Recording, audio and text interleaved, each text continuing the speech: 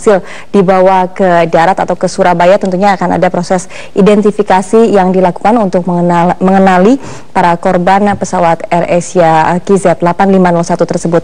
Dan untuk membahas bagaimana sebetulnya pola dan juga teknik identifikasi korban, kita akan langsung membahasnya bersama narasumber yang sudah hadir di studio pagi ini. Ada Mbak Okta Vinda Safitri, ahli kedokteran forensik Universitas Indonesia. Selamat pagi Mbak Okta. Selamat pagi. Oke, Mbak Okta, ini beberapa sudah ada yang berhasil dievakuasi. Sejauh ini sudah ada 7 dan tentunya juga nanti meskipun beberapa masih ada di lautan dan belum dibawa ke daratan. Tentunya nanti akan ada proses identifikasi yang dilakukan terhadap para korban ini. Nah, sebetulnya data-data apa sih untuk proses identifikasi yang diperlukan untuk mengidentifikasi secara utuh, secara akurat seorang korban? Oke, jadi memang prinsipnya identifikasi itu kan membandingkan antara data antemortem atau data semasa hidup dengan data postmortem, data yang kita temukan pada jenazah. Gitu. Jadi secara ilmiah itu yang diakui ada 3 memang yang bisa digunakan untuk memastikan itu, yaitu sidik jari, odontologi forensik dan DNA. Itu 3 itu. Jadi kalau dari yang kita sebutnya primary identification, 1 dari 3 sudah bisa menentukan orang ini, jenazah ini siapa, identitasnya, begitu. Tapi kalau 3 ini tidak bisa, masih ada yang secondary memang. Secondary itu bisa dari ciri fisik dan dari properties, jadi dari barang-barang kepemilikan yang digunakan oleh si korban. Jadi kalau yang medis tadi, ciri fisik misalnya ada tanda lahir, tato, kemudian bekas operasi, ya pokoknya ciri-ciri khusus yang ada di tubuhnya. Kemudian kalau properties itu biasanya perhiasan yang khas ya, yang misalnya cincin kawin yang ada inskripsinya gitu. Kemudian barang yang melekat pada tubuh bisa dompet misalnya, tapi kan tidak selalu itu yang secondary tadi tidak selalu pasti kan, jadi dia biasanya kita harus combine dengan yang lain gitu. Jadi nggak bisa cuma berdasarkan wah ada seragamnya, ada namanya, terus pasti almarhum gitu. Itu belum tentu. Oh, gitu. Itu belum bisa dipastikan ya, meskipun seragam maupun name tag itu sudah melekat di tubuh korban. Ya, kalau itu kita tidak bisa menyatakan 100% kan, gitu. Karena yang ilmiah tadi yang 3 gitu, yang sidik jari, DNA atau odontologi forensik. Kalau yang itu salah satu saja positif, kita bisa yakin. Tapi kalau name tag seragam bisa dipinjam gitu kan? Ya. Nah, jadi itu memang kita harus berhati-hati sekali kalau yang seperti itu. Oke, baik. Nah, sebelum sampai pada pemeriksaan DNA sekarang ini, para petugas DVI, tim DVI sudah mengumpulkan tadi dari informasi rekan di lapangan ada 103 sampel DNA yang sudah diambil oleh tim DVI. Nah, ini artinya sudah pada tahap yang lebih lanjut ketika sampai harus memeriksa DNA. Apakah sebetulnya proses identifikasi konvensional ini tidak bisa diandalkan atau tidak bisa diterapkan untuk kasus seperti ini, Mbak Okta? Bukannya tidak bisa diterapkan, tapi kan kita mau, yang kita tuju tuh dalam mengidentifikasi itu adalah ketepatan, bukan kecepatan. Artinya jangan sampai ketuker kan gitu, karena kita salah 1 aja, artinya kita salah 2, minimal 2. Ada, bener nggak? Kan kalau ada 1 salah, berarti minimal 2 yang ketuker, bisa lebih. Gitu. Apa Anda mau gitu sampai keluarganya ketukar? Pasti enggak dong gitu. Nah, jadi itu yang kita kejar. Jadi yang kita kejar memang yang main, yang primary. Sidik jari kalau dalam kondisi sudah membusuk kita sulit mengambil sidik jari dari jenazah kan. Paling mungkin adalah odontologi forensik dan DNA. Gitu. Nah, odontologi forensik itu yang reliable, yang bisa kita pastikan dengan baik itu adalah kalau kita punya ronsen gigi. Tapi nggak semua orang punya foto ronsen panoramik gigi yang lengkap kan? Iya, dan banyak juga yang tidak melakukan pemeriksaan rutin ke dokter gigi di Indonesia. Jadi primary yang masih mungkin dikejar DNA. Oke, baik, kita nanti akan bahas kembali, menarik, dan juga kita akan bergabung dulu bersama rekan Rahel Marimbuna yang saat ini sudah ada di RSUD Sultan Imanuddin, Pangkalan Bun, Kalimantan Tengah. Selamat pagi, Rahel. Selamat pagi, Gilang. Ya, Rahel, apa kegiatan yang saat ini ada di RSUD Sultan Imanuddin? Apakah sudah ada agenda yang dilakukan dari pihak rumah sakit maupun dari tim DVI? Gilang, pagi hari ini aktivitas terkait dengan insiden atau penemuan jenazah dan juga proses evakuasi serta pengantaran di tempat ini adalah 2 jenazah yang malam tadi atau sekitar pukul 23.30 waktu Indonesia Barat tiba di Rumah Sakit Sultan Aminuddin Pangkalan Bun ini.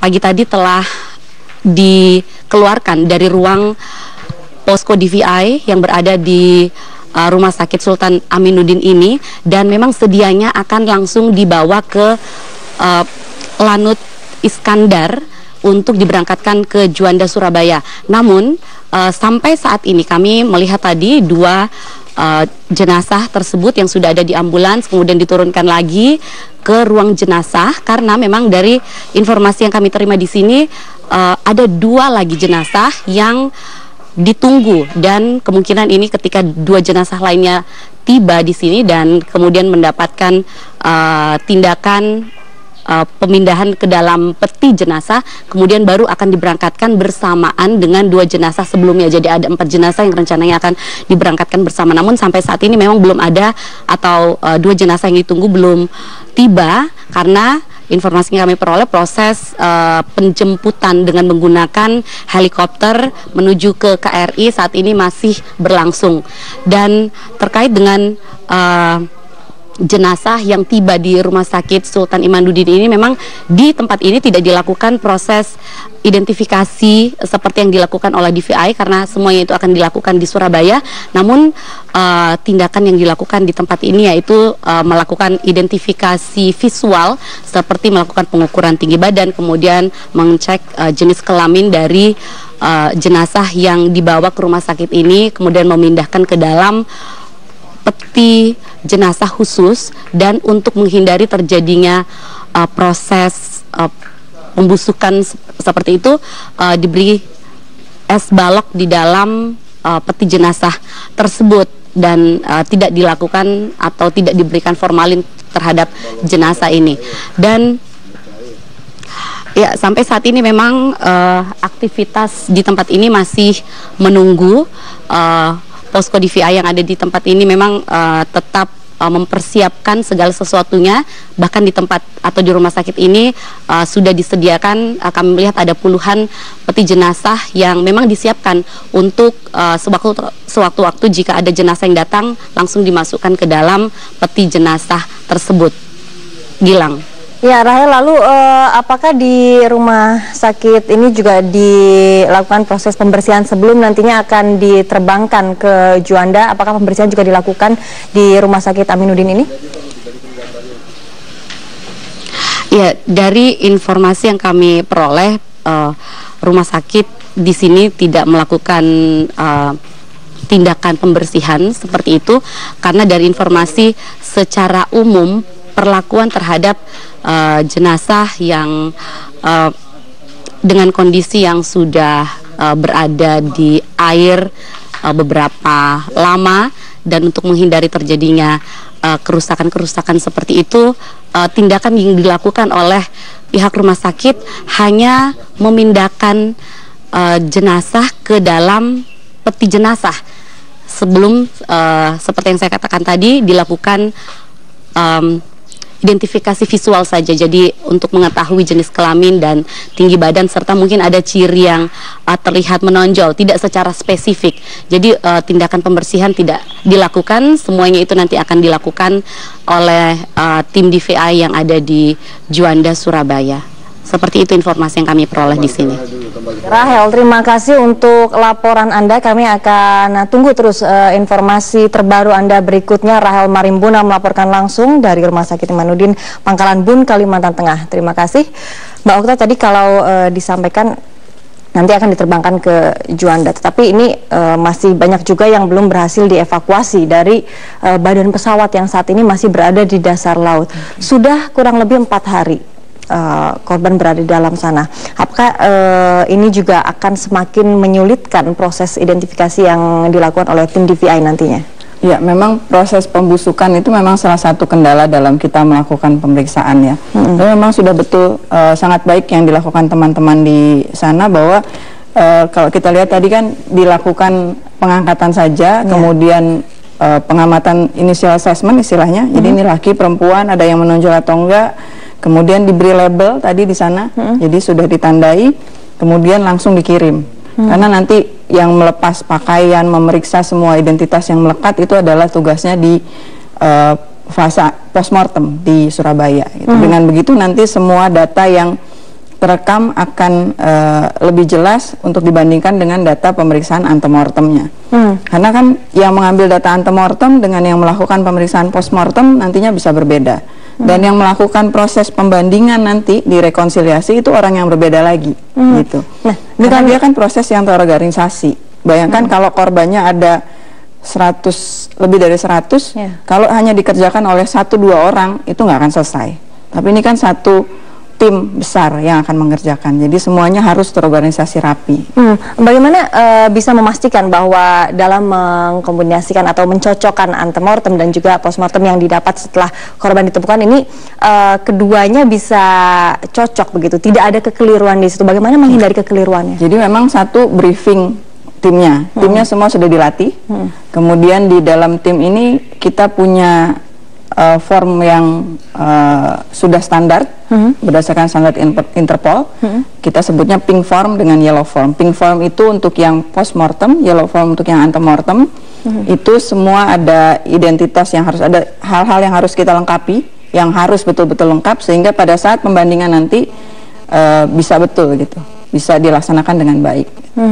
Jadi formnya memang cukup tebal, ada yang diisi oleh dokter forensik, ada yang diisi oleh antropolog forensik, ada yang diisi oleh odontologi forensik, dan itu lembarnya masing-masing. Prosesnya bagaimana sih Mbak Okta? Apakah cukup lama ketika tadi harus mengambil sampel DNA juga, terus kemudian nanti jenazah sudah ditemukan dan akan dicocokkan nih, data postmortemnya dengan data yang antemortem yang sebelumnya sudah dikumpulkan. Prosesnya seberapa lama? Yaitu dari awal sudah kita set dulu kan, kita rencanakan bahwa kita akan buka, misalnya kita mau buka berapa meja, berapa ruangan untuk pemeriksaan, tergantung dari ketersediaan tenaga ahlinya biasanya. Kalau dokter forensiknya ada 5, kita buka 5 biasanya.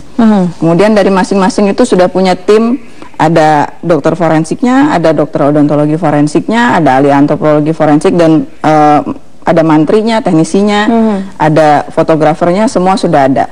Nanti ada juga mortuary manager namanya, dia yang mengatur alur jenazahnya gitu. Jadi jenazah mana yang dimasukkan ke ruang periksa, mana yang masih disimpannya di mana. Itu memang satu organisasi yang sistematis. Jadi begitu masuk, nanti biasanya kita sebagai dokter forensik akan periksa pemeriksaan umum tadi, memperkirakan, mengambil data untuk memperkirakan usia, kemudian jenis kelamin itu jelas tadi ya. Kemudian pemeriksaan kalau ada tanda medisnya tadi, tanda khusus. Kemudian kalau ada propertisnya semua kita catat. Nanti kalau pemeriksaan sudah selesai kita akan panggil, kalau misalnya sidik jari masih bisa diambil, kita panggil teman-teman Inafis. Kalau misalnya enggak, kita panggil odontologi forensik untuk melakukan pemeriksaan. Kalau mereka sudah selesai, mereka keluar, kita panggil tim DNA untuk mengambil sampel. Nanti kalau sudah selesai baru kita lengkapi lagi formnya tadi itu sampai semua prosesnya selesai. Baru kemudian kita kirim lagi, kita panggil lagi tim mortuary manajernya untuk membawa jenazahnya kembali ke tempat penyimpanan. Bang Okta, tadi kan dikatakan kalau untuk pemeriksaan sidik jari ketika kondisi jenazah itu sudah tidak utuh ataupun membusuk, ini akan sulit dikenali dari sidik jarinya dan akan bisa dilakukan melalui DNA atau odontologi forensik. Apakah hanya gigi di sini yang bisa dikenali? Bagaimana dengan susunan tulang, konstruksi tulang dan sebagainya? Apakah ini juga bisa membantu seseorang dikenali? Kalau dia spesifik bisa. Kalau dia spesifik bisa, dan kita punya data antemortemnya. Jangan lupa bahwa ini perbandingan sebelum. Jadi antara misalnya ada ronsen tulang begitu sebelumnya, kemudian dibandingkan dengan kondisi tulang saat ini, itu bisa dilakukan ya? Oke, baik. Dan kita juga nanti akan lihat sebetulnya apakah teknik yang saat ini sudah cukup memadai untuk mengenali jenazah. Kita akan bahas sesaat lagi. Kita harus break dulu sejenak. Pemirsa jangan kemana-mana. Breaking News Metro TV akan segera kembali sesaat lagi. Lanjutkan kembali perbincangannya, Mbak Okta. Kalau sekarang ini apakah semua perangkat yang ada di tim DVI Indonesia ini sudah memadai begitu untuk dilakukan identifikasi? Kalau dilihat dari pengalaman-pengalaman sebelumnya, mungkin terakhir apa Sukhoi ya, kejadian Sukhoi, apakah ini sudah cukup memadai alat-alatnya? Ya, kalau peralatan sih alhamdulillah rasanya kita sudah cukup punya ya semuanya perangkatnya. Yang sering justru membuat proses ini agak terhambat adalah pengumpulan data antemortemnya justru. Karena tadi kan ini kan prosesnya perbandingan postmortem dengan antemortem. Postmortemnya kita bisa panggil ahli forensik semua, kita kumpulkan kemudian melakukan pemeriksaan, semua data lengkap. Tapi kan kita nggak bisa tahu bahwa jenazah yang ini nanti teridentifikasinya dengan apa gitu. Apakah ketemu nanti data antemortemnya sidik jarinya atau giginya atau DNA-nya gitu kan, atau nanti hanya dari medis dan propertis gitu. Jadi data antemortem juga sangat penting gitu. Kalau pada kasus sudah dalam kondisi membusuk memang tadi sulit ya kita bisa sih, tapi kita harus sangat teliti mencari tadi tanda lahir, bekas operasi. Dan kalau di prosedurnya, kalau misalnya sudah membusuk ini, mau nggak mau kita harus otopsi. Kalau misalnya ada bekas operasi, kan baru bisa tahu ini bekas operasi apa kalau kita otopsi gitu. Apakah dia bekas operasi usus buntu, atau pasang ring, atau pasang pen, gitu. Itu kita otopsi, baru bisa kita tahu. Gitu. Nah, kemudian kalau balik ke data antemortem tadi, itu yang harus dikumpulkan lengkap gitu kan. Kalau misalnya ternyata harus DNA itu kan kalau yang personal itu data primernya kalau orang itu sebelum meninggal sudah punya profil DNA itu lebih baik. Tapi jarang kelihatannya orang Indonesia punya seperti itu. Yang kalau dia tidak punya, biasanya kita minta mungkin personal belonging yang benar-benar tidak pernah dipakai orang lain, misalnya sikat gigi itu atau sisir gitu. Bisa membantu ya dari sikat gigi maupun sisir begitu, apa yang tersisa di sana yang bisa kalau membantu? Sisir kan bisa ada rambutnya, kalau dari sikat gigi ada sel-sel mukosa mulutnya. Sepanjang tentu ini nggak dipakai orang lain ya, dan nggak banyak investasi bakteri di situ gitu. Kalau itu bisa diisolasi, itu bisa menjadi bahan. Tapi kalau tidak bisa, ya kita ambil sampel dari, biasanya itu yang kemarin kita dengar selalu disebutnya sampel vertikal gitu ya. Sampel vertikal itu artinya orang tua kandung, ayah dan ibu, atau anak kandung itu. Atau kalau misalnya bisa ke istri dan anaknya gitu.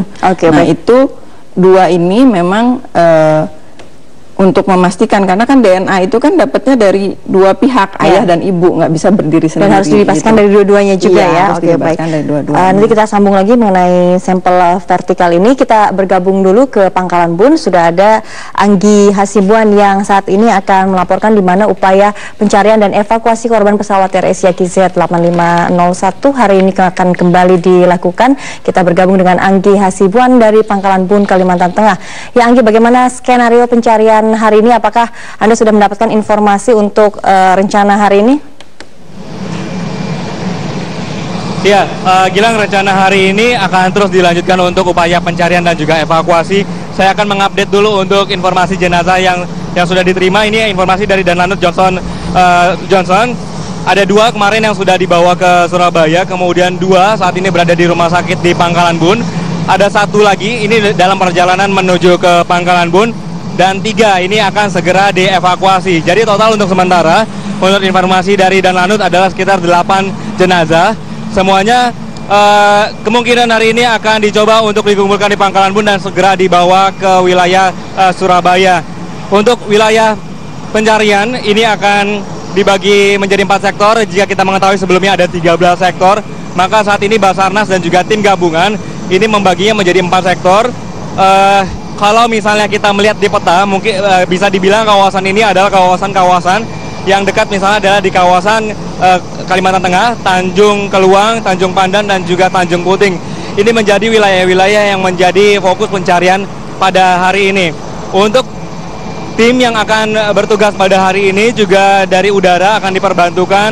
Total ada 6. Ada Super Puma, ada Bolko, ada MI, ada Watsky, Dolphin, dan juga ada pesawat CN235, 295, dan juga Hercules. Sekali lagi, Hercules juga sudah standby di lapangan udara. Jika nanti kondisinya semua sudah bisa dikumpulkan dan dianggap sudah bisa dibawa ke Surabaya, maka dua Hercules ini atau kapal-kapal yang sudah standby di Lanut Iskandar Pangkalan Bun ini akan segera menerbangkan langsung ke wilayah Surabaya. Dan informasi juga untuk hari ini, kalau misalnya kemarin ada kendala di bagian cuaca, misalnya ada ombak yang tinggi, pada hari ini menurut informasi BMKG atau juga Danlanut kondusif sekali untuk hari ini untuk dilakukan atau diteruskan upaya evakuasi dan juga pencarian. Untuk sementara informasinya adalah gelombang setinggi 2-3 meter dengan kecepatan sekitar 20 knot. Dan inilah yang menjadi kendala di lapangan. Kalau kemarin ada cuaca buruk, saat ini kendalanya adalah kecepatan angin. Gilang. Baik, kendala saat ini adalah kecepatan angin. Tadi kalau dikatakan gelombang 2 hingga 3 meter, berarti ini cukup kondusif bagi tim Kopaska untuk menyelam di sana untuk mencari lagi di dalam laut, Anggi. Iya, dianggap lebih sedikit kondusif karena satu lagi, tadi buktinya ada satu lagi jenazah ini sudah bisa dievakuasi menggunakan helikopter. 2-3 meter ini dianggap mungkin lebih kondusif untuk bisa misalnya merapat atau juga beberapa helikopter melakukan hoist atau pencarian jenazah yang sudah di-locate atau sudah ditentukan lokasi-lokasinya di mana, Gilang.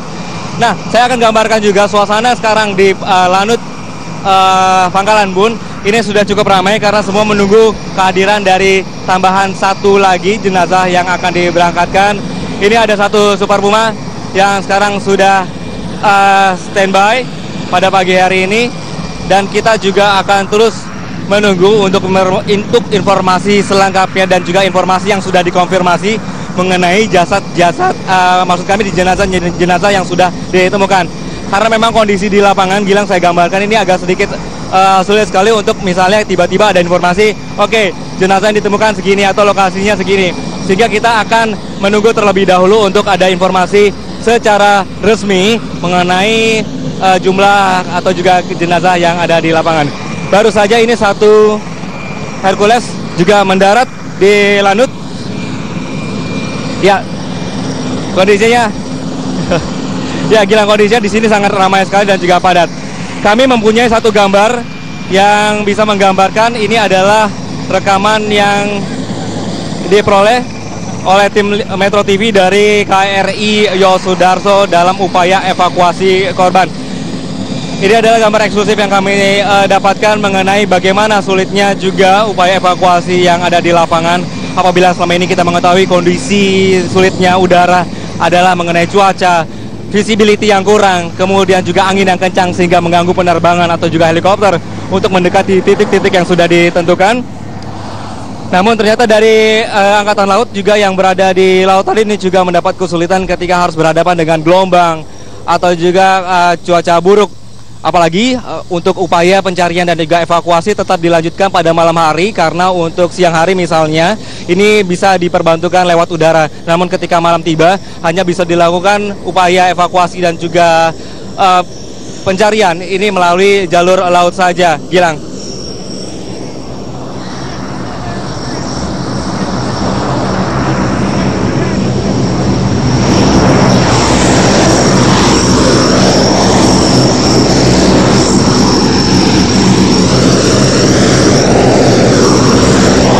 Ya, Gilang, ini adalah gambar yang kami peroleh mengenai proses evakuasi yang ada di melalui KRI Yosudarso. Semua pihak, semua tim gabungan ini bisa dilihat bahwa semua bekerja dengan baik, mulai dari Basarnas, Angkatan Laut, Angkatan Udara, Angkatan Darat, Polri dan segala macam. Memang semuanya terus berjibaku untuk mempercepat proses evakuasi dan juga proses pencarian, Gilang.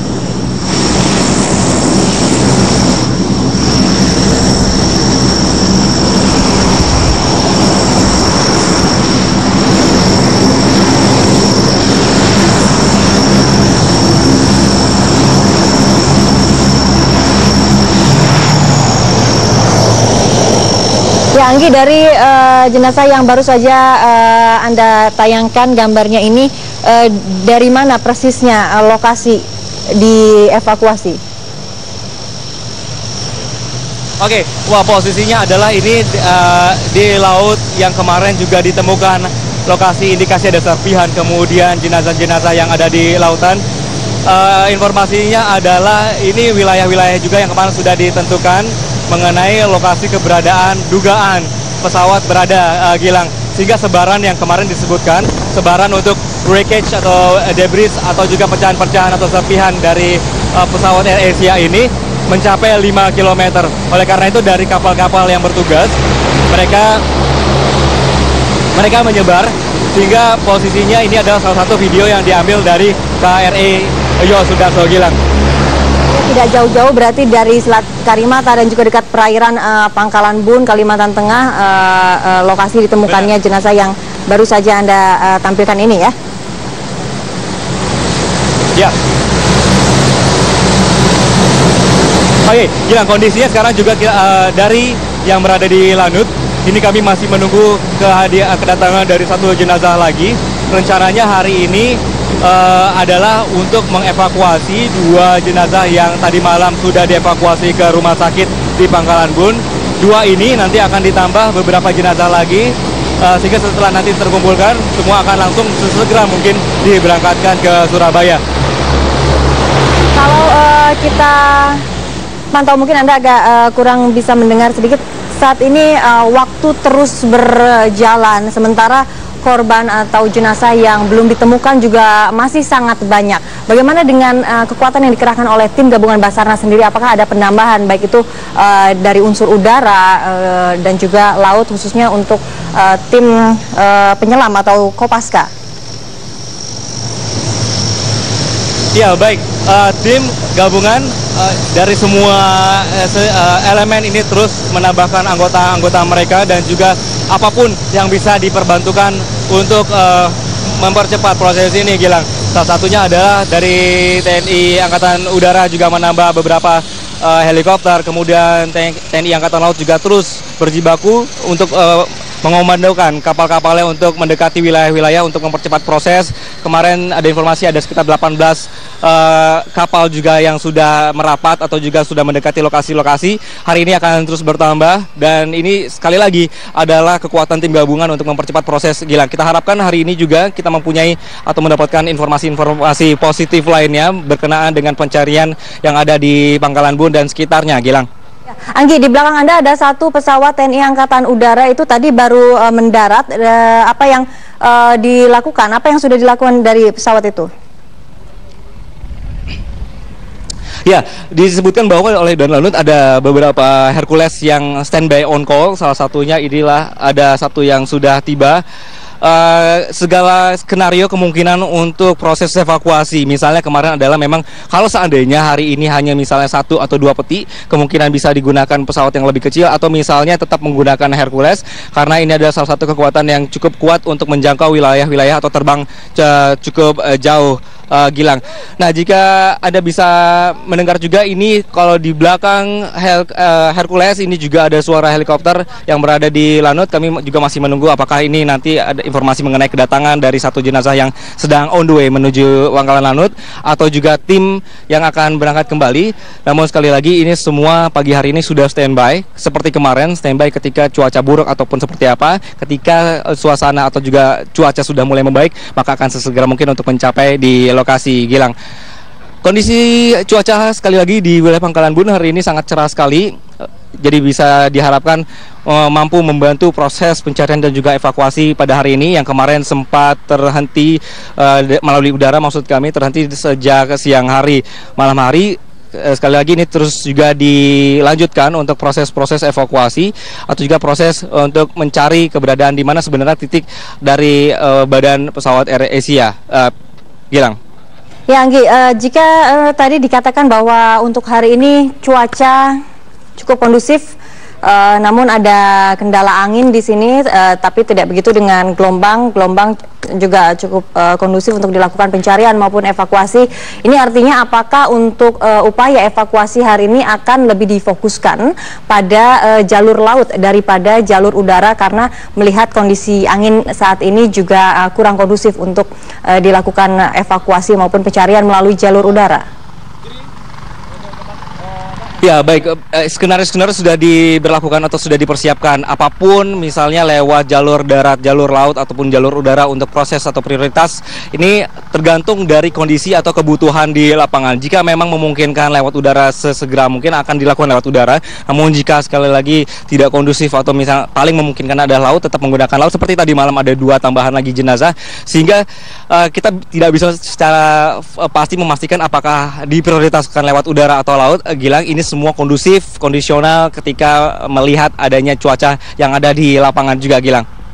Baik, Anggi, terima kasih untuk laporan Anda. Kami akan terus memantau bagaimana nanti perkembangan dari Pangkalan Bun. Kami akan tunggu laporan-laporan Anda berikutnya. Dan sekarang kita akan bergabung bersama Rahel Marimbuna, di mana jasad korban jatuhnya pesawat Air Asia KZ8501 yang telah berhasil dievakuasi dibawa ke Rumah Sakit Sultan Imanuddin Pangkalan Bun untuk selanjutnya disiapkan untuk diberangkatkan ke Surabaya, Jawa Timur. Kita akan bergabung bersama Rahel Marimbuna yang saat ini berada di Rumah Sakit Sultan Imanuddin Pangkalan Bun, Kalimantan Tengah. Rahel, apakah hingga pagi ini masih ada jenazah yang saat ini berada di Rumah Sakit Imanuddin atau semuanya sudah diberangkatkan, Rahel?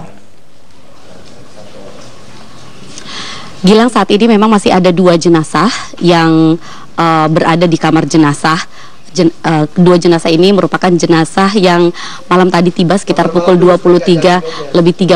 Dan kalau beberapa saat yang lalu kami informasikan bahwa 2 jenazah ini baru akan diberangkatkan ketika 2 jenazah lainnya yang rencananya akan tiba di Rumah Sakit Sultan Imanuddin ini juga akan tiba di tempat ini. Namun informasi terbaru lagi memang sangat cepat informasi berubah di sini.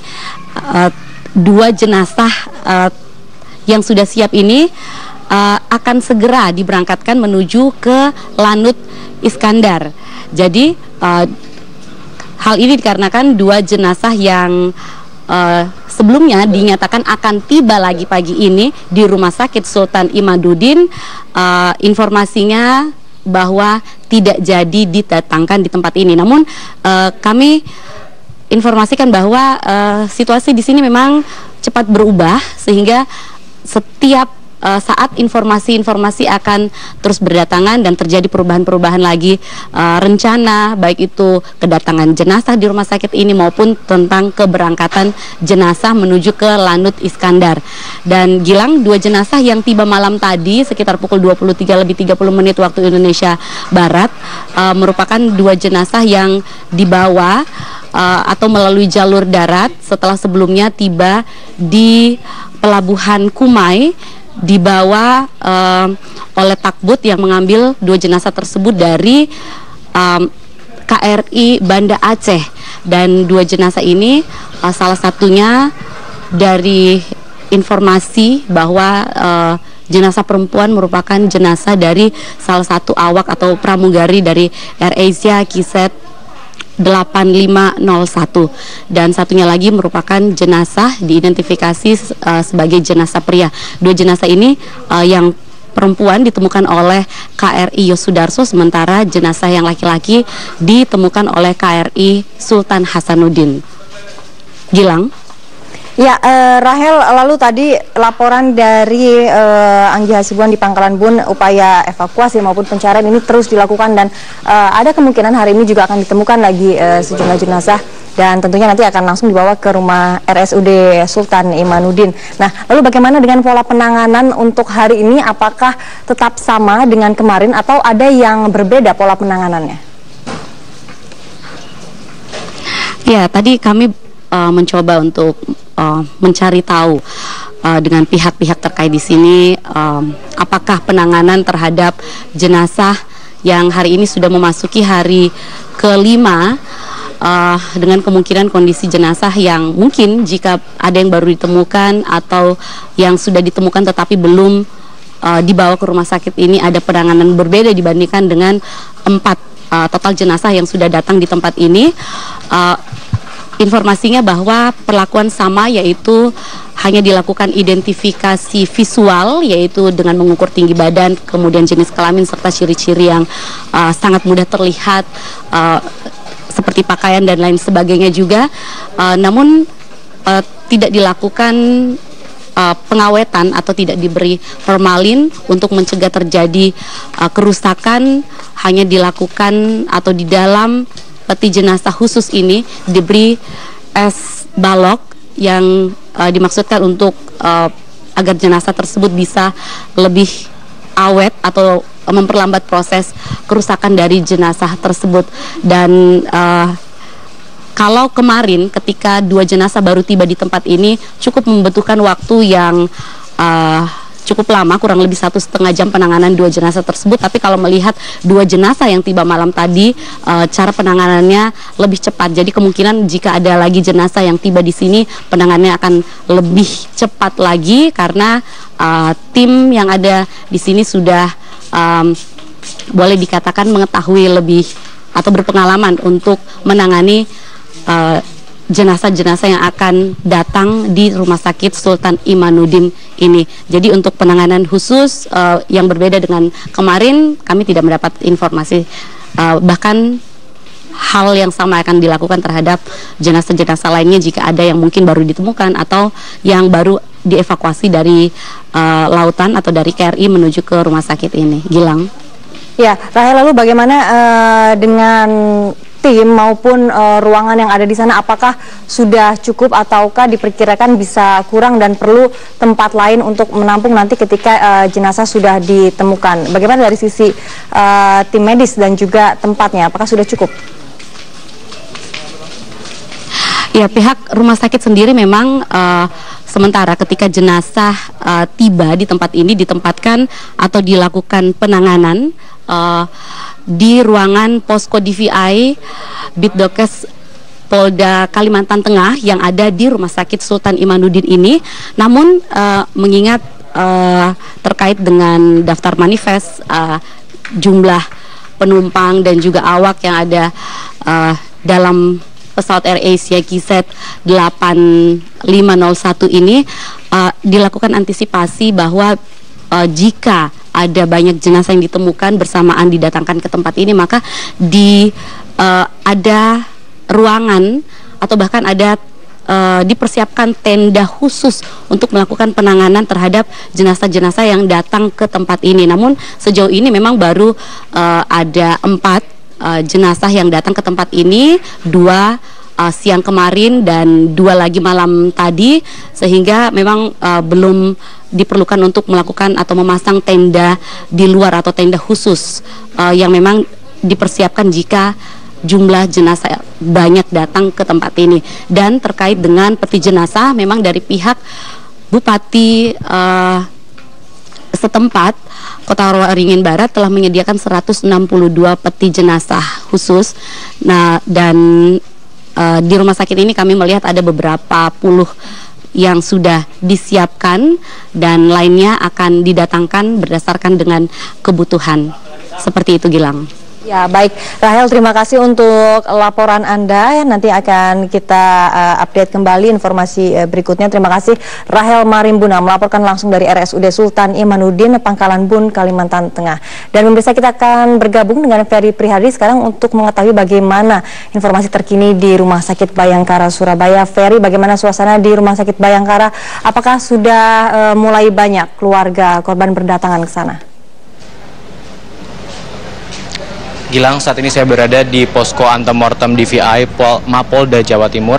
Sementara itu Rumah Sakit Bayangkara berada di samping Mapolda Jawa Timur.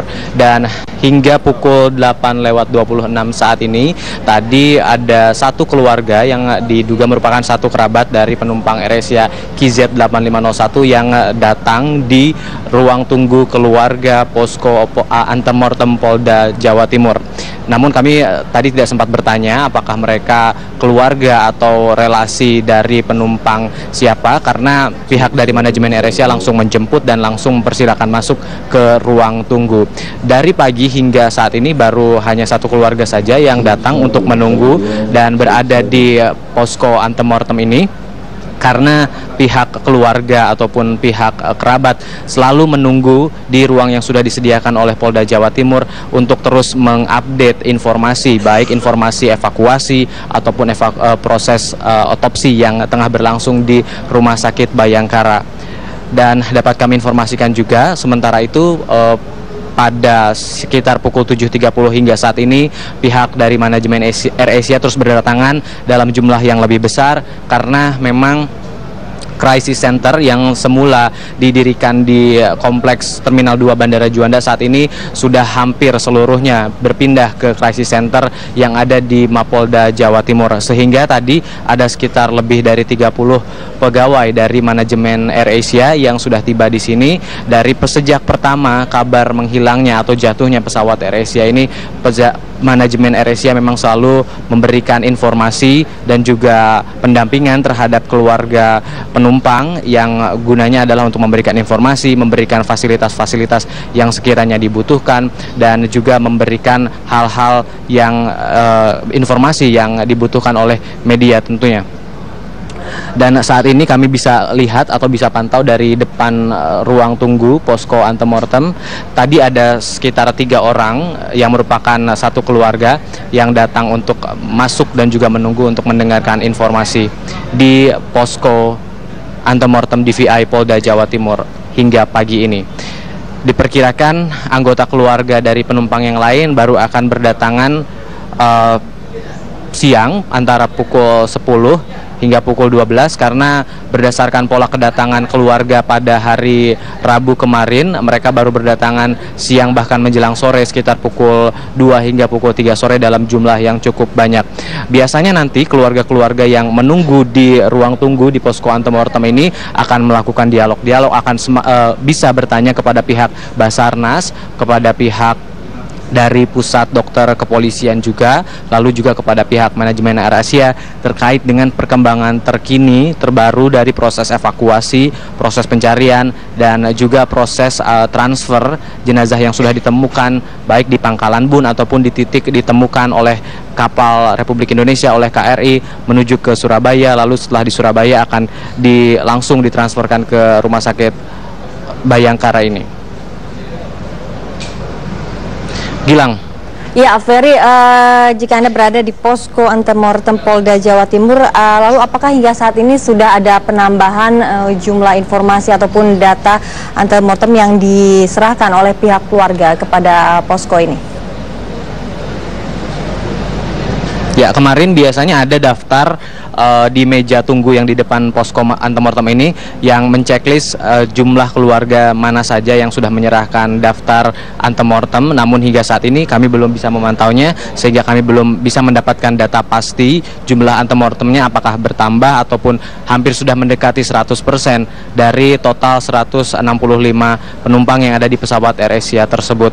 Nah, berdasarkan data terakhir kemarin sudah mencapai 90%, artinya sudah lebih dari 103 data antemortem yang terkumpul, dan hari ini diharapkan demikian juga termasuk data antemortem dari warga negara asing yang merupakan penumpang karena baru 3 data saja yang masuk. Kami nanti akan verifikasi lagi 3 data tersebut warga negara mana saja, karena dari 7 total warga negara asing ada dari Malaysia, Singapura, Korea Selatan yang berjumlah 3 orang, lalu juga ada dari Inggris dan juga Prancis yang merupakan kopilot dari pesawat ini. Gilang. Ya, Ferry, apakah dari 103 data antemortem ini memang benar-benar mewakili 100, artinya 103 penumpang? Karena bisa saja dari satu penumpang ini keluarganya memberikan 2 ataupun 3 atau bahkan lebih data yang diberikan. Lalu bagaimana dengan data yang sudah Anda peroleh 103 data ini? Apakah benar-benar mewakili 103 penumpang atau bisa kurang dari itu? Ya, untuk penumpang terutama yang mayoritas adalah penduduk warga kota Surabaya yang ditunjukkan dengan KTP kota Surabaya, dilampirkan data yang cukup lengkap, bisa dikatakan demikian, karena selain data yang diunduh dari eKTP atau KTP elektronik yang mencakup data foto diri, lalu juga sidik jari dari seluruh tangan pemilik KTP tersebut, ada foto juga, dan juga ada iris mata, baik mata kanan dan juga mata kiri. Bisa disimpulkan bahwa, bisa dikatakan bahwa data untuk penumpang yang merupakan warga kota Surabaya cukup lengkap, cukup memadai untuk proses identifikasi, baik identifikasi secara untuk membantu proses identifikasi postmortemnya, karena data dari eKTP saja sudah lengkap, lalu data yang diberikan oleh keluarga karena memang masih banyak keluarga penumpang yang merupakan warga Surabaya, tinggal di Surabaya dan sekitarnya, dan data yang diberikan pun cukup lengkap, tidak hanya berpaku pada data EKTP saja, tetapi juga keluarga yang bahkan terakhir kali menghantarkan hingga bandara, memberikan informasi seperti pakaian apa yang terakhir digunakan, lalu perhiasan apa yang terakhir digunakan, lalu juga keluarga-keluarga lainnya memberikan tambahan informasi seperti apakah ada tanda lahir khusus yang melekat pada tubuh penumpang-penumpang AirAsia tersebut, atau juga bahkan rekam medis dari seseorang. Karena seperti yang dihimpun data di Posko Pemkot Surabaya di Crisis Center yang ada di Bandara Juanda,